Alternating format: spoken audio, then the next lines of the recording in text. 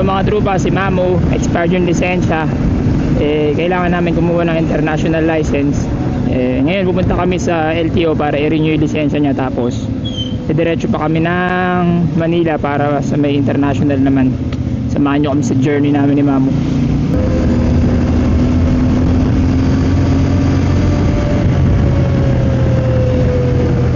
4 kilometers lang pala tayong gabypass 4.6 kilometer, we turn right and malapit na agad tayo. Yan, pwede mo madudulas ka pag niliko mo. Yung mga ganyan. Yun nga medyo nakako rin nadala ako nung sumemplo ako sa MTO9. Ganun nangyari sa akin niliko ko lang, sabi lang dumulas. Ang tagal ko na recover yung sarili ko nun. Takot ako lumiko. Bimiyay kami ni Kuya ng La Union. Hirap na hirap ako, di ako makaliko kahit sa mga kanto. Wala na akong tiwala na hindi mo pwede ihiga yung motor na ganyan, pili mo dudulas agad. Sa'yo binawi ko din agad, pinasok ko sa racetrack, diba? Pagka-simple lang ko, pag uwi ko ng La Union, dinala ko sa racetrack tsaka ako binangking doon para malaman ko kung gaano siyang kakapit. Madulas lang talaga kasi bago yung gulong, tas galing sa aircon. Ito na kami, LTO San Rafael.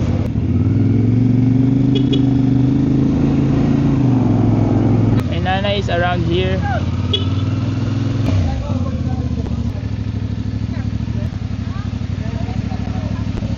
Nanay. Ito pala, kaibigan ko. Ito naman lang, aking tatay. Testing ko rin bagong camera ko. Punta kami Taiwan sa Friday. Sunshine logo. First step doon, imama mong kapamedical. Bawal ko mag-video dito.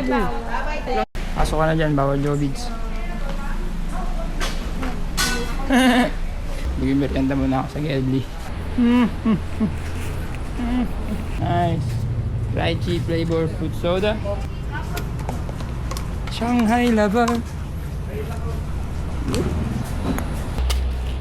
Yeah, so ito, wait lang si Mamo. Sana mabilis matapos. Tapos Medical. Sa medical, ano na, kukuha na kami Sagot ka.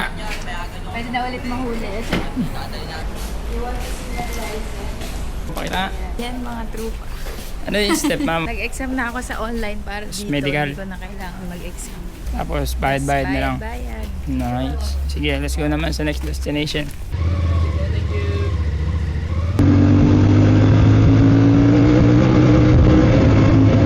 Parang Japanese, ma'am. Tara, no problem. May NLEX trupa.